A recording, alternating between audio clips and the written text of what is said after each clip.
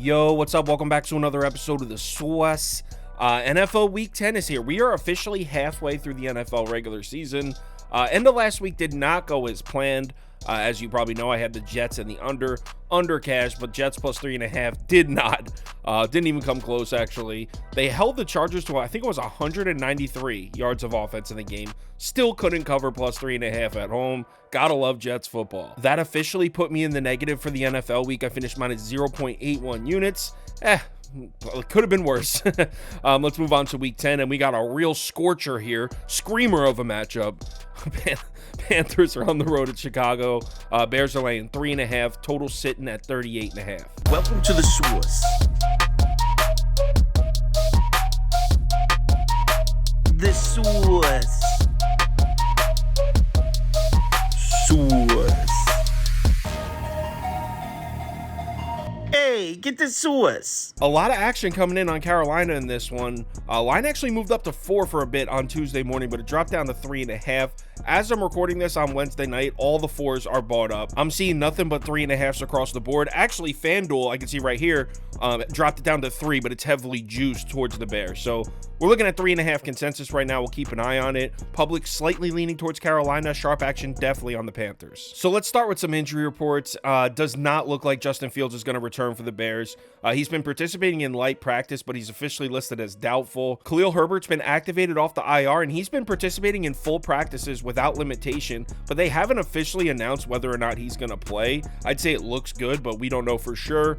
Nate Davis still out at guard. He hasn't played since week 6, and St. Brown is still out as well. I mean, St. Brown really hasn't seen much of the field this entire season. On the other side of the ball, the Bears defense is looking pretty good. Edmonds is going to miss another week, and that definitely hurts. But the starting secondary is finally at full strength. I don't think the Bears starting secondary has been fully healthy together as a unit since week 1. I'm pretty sure that's correct. Last week, they were close to getting everyone back, but Brisker did not play. All 5 of the main pieces healthy and ready to go this week. Now, I'm not saying this makes the Bears secondary good. I'm just noting that they're finally healthy and active. Panthers offensively, still without Christensen at guard. He's been out for a while now. I don't even know if there's a timetable for his return. Also, DJ Chark most likely sitting this one out. He's listed as doubtful. Shenault is also out. He would technically be Carolina's wide receiver 4. I think he would be wide receiver 4. So they've got Thielen and Mingo active, but after that, the Panthers are pretty thin at wide receiver for this one. Now we get to the Panthers defense, and this unit just cannot catch a break, man. So we'll start with some good news, which is very rare when it comes to the Panthers defense injury reports. Looks like Von Bell is going to be back at safety. He has not played since week 5. He's participating in full practice. They still haven't officially said whether or not he's going to play, but I would say it's looking good. So that's the good news. The bad news: Brian Burns is now added to the long list of Panthers defenders who are inactive this week. J.C. Horn, Jeremy Chinn, Shaq Thompson, Justin Houston, and now Brian Burns all out. And on top of that, Xavier Woods might be out, the safety opposite of Von Bell. He already missed a few games earlier in the season. Then he came back for a couple games. Now he's questionable again, and he missed practice on Monday and Tuesday. So it looks like he might not play. The Carolina Panthers have 7 linebackers listed as inactive for this game. 7 linebackers. I'm saying it again. 7 linebackers. The 3 you see listed here on this graphic and 4 others lower on the depth chart. 7 linebackers. Panthers defense is an absolute nightmare right now injury-wise. So let's match these two teams up on the field. We'll start with Bryce Young. Entering last week, he was coming off probably his best performance as an NFL quarterback so far this year, and I thought he would produce against a Colts defense that's very similar to Houston. Against the Texans, he threw for 235 yards, 103.6 passer rating. Then he went to play the Colts, who run a somewhat similar defense. They run a lot of zone coverage. They're weak in the pass rush department. And he followed it up with the worst start of his career.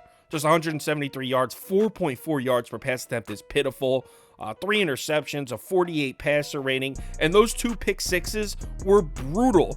Without those pick sixes, the score of that game is 13-13. Look, we know Bryce Young is just a rookie and he's still developing and he's on a bad offense, so it's not like we have high expectations for him this year, but we're now looking at a 7-game sample size, and he's arguably one of the worst quarterbacks in the NFL this season. Amongst the 39 qualified quarterbacks, Bryce Young is 38th in yards per attempt, tied for 37th with 7 interceptions, 38th in PFF passer grade, 34th in big time throw percentage, 32nd in passer rating. Finally, some good news for Bryce Young. He gets to play the Bears pass defense, which is, I mean, it's about rock bottom in the NFL as far as pass defenses go.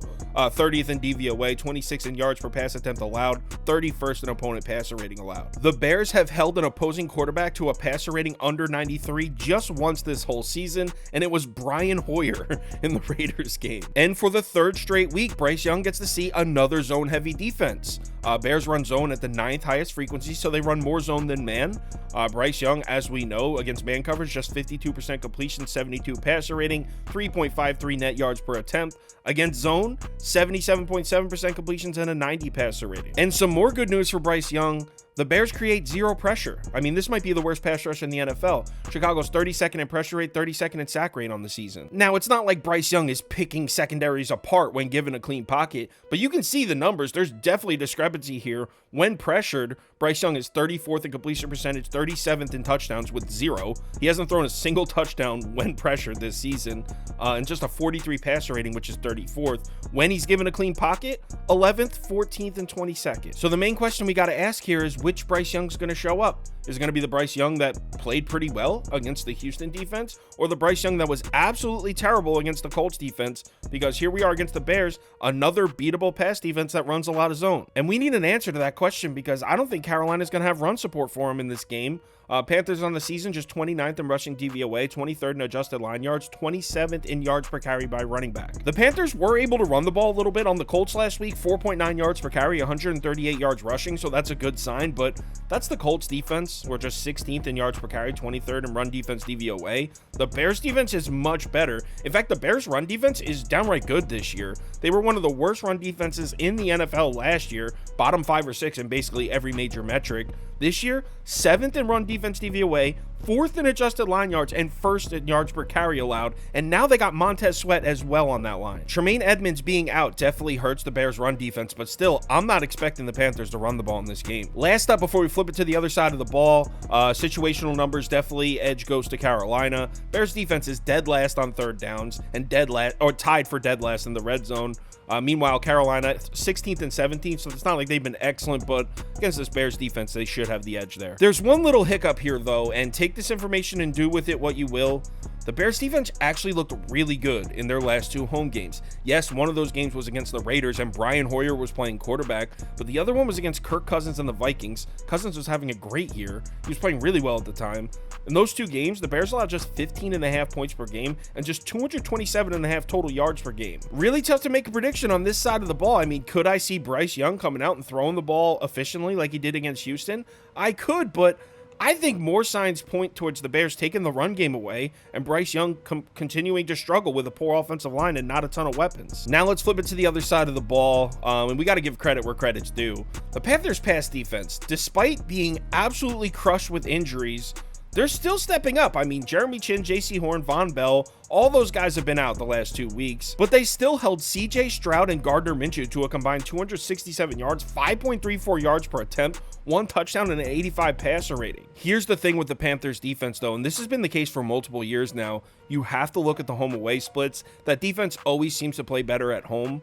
On the season, at home, the Carolina against the pass, 9th in opponent passer rating allowed, 4th in yards per attempt, and tied for 6th in passing touchdowns per game allowed. On the road, 29th, 25th, and tied for 28th. That's music to the ears of the Bears offense that's really struggled to get the passing game going since Tyson Bagent took over. If you look at Bagent's rankings amongst qualified quarterbacks in the 4 weeks he's played, there's 37 qualified quarterbacks. Bagent's 34th in PFF passer grade, 37th with 6 interceptions, 32nd in big time throw percentage, 36th in turnover worthy throw percentage, 33rd in passer rating. So yeah, it's safe to say he struggled a bit, and it really sucks. It gives us a strong case of the what ifs because Justin Fields and that offense really seemed to be finding their groove right before he got injured. Justin Fields in his last 2 healthy starts, 308 pass yards per game, 9.6 yards per attempt, 8 touchdowns, 1 pick, and a 129 passer rating. Now, like I said earlier, Justin Fields hasn't officially been ruled out of this game, so maybe he does play, but I'm going to say probably not. It's a Thursday night game. I mean, the Bears are 2-7, and if they sit him in this one, they give him an extra 11 days rest. You would think logic tells us that the Bears probably won't play him. As far as breaking down Tyson Bagent against the Panthers defense, it's tough because we don't have a ton of data on him. He's been much better against zone. He's completing almost 79% of his passes with a 96 passer rating against zone. He's been terrible against man, and the Panthers do run a lot of zone, but they also run a decent amount of man. I mean, they're not heavy either way. They're 14th in zone frequency and 19th in man frequency. A good angle for Carolina's defense would be they blitz a lot. 32.4% blitz rate on the season. That's the 6th highest in the NFL. Tyson Bagent's really struggled to protect the football when blitzed amongst 35 quarterbacks on the season or in the last 4 weeks.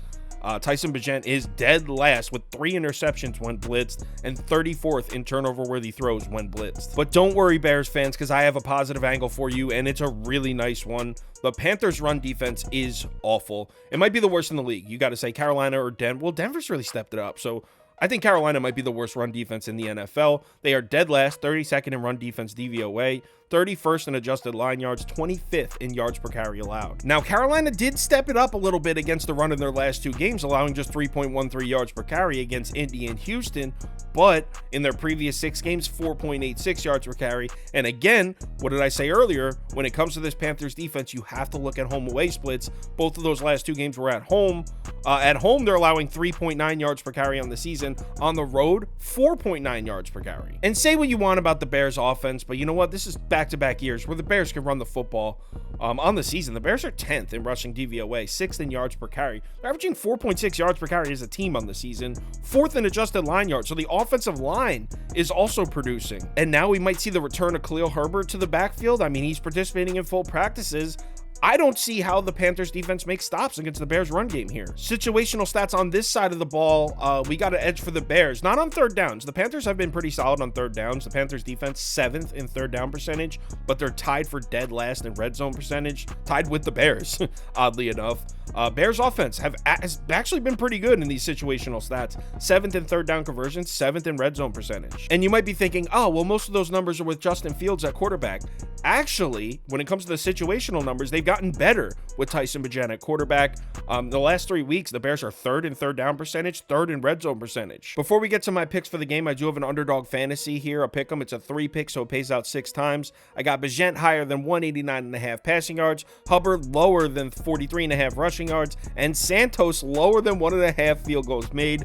Both of these defenses are terrible in the red zone. I'm taking unders on kickers. I don't really bet kickers. I said that with a tongue in cheek. But that's a 3-pick, so it pays out 6 times. If you don't have an Underdog Fantasy account, it's available in any state highlighted in this map. So if you're in one of these states, head over to Underdog Fantasy. You can go to the website or you can download the app. When you make your account, make sure you use the promo code BET, B-E-T. That'll get you a $100 deposit bonus match. So if you deposit $100, they will give you a free $100 to play with. As far as when I'm betting in this game, spoiler alerts, you're not going to like them. I'm going a little risky here. So I'm on the Chicago side, but like I said, I'm already seeing a 3 pop up. I'm looking at it right now. A juice 3 on FanDuel. So I'll probably take that. I didn't take it yet, but I'll probably get in on the Bears at 3. At 3.5. I don't know how much value's on that, but I'm on Chicago. I like them to win. Get this, though. So everyone's been betting primetime unders, myself included. They've been cashing at an insane rate. I like the over in this one, and I know it's insane to bet a primetime over right now, but both of these red zone defenses are terrible. Both of these defenses are pretty terrible. So I'm going to take the over at 38.5 and Bears -3 if I can get it. So Bears -3 over 38.5. If you want our top bets for all sports, parlays of the day, or want to join our Discord, head over to KyleKirms.com. The information's right there on the homepage. NFL Week 10. Let's get it started with this, this scorcher of a game. Remember to bet responsibly, and I'll talk to you in the Discord.